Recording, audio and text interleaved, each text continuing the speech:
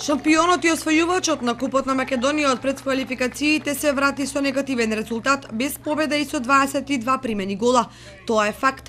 Но на меѓународната сцена ништо подобро не поминува ниту репрезентацијата на Македонија, која засилена со 3-4 наши интернационалки губи со двоцифрени резултати. ЖФК Кочани можеше и подобро, но не смее да се заборави на фактот дека шампионите на Полска, Финска и Босна и Херцеговина во своите редови имаат фудбалерки и тренери од Хрватска, од Црна Гора и трети земји. Значи посилни се дури и од нивните национални репрезентации, во кои нема странци. Затоа никој не може да ги оспори вредностите на клубот, кој во домашното првенство и во купот лани беше неприкосновен. Тоа што еден локален портал се обидува да дели лекции и да изигрува контролор на другите медиуми со цел да ја брани ФФМ е глупост каква може да се види само во него.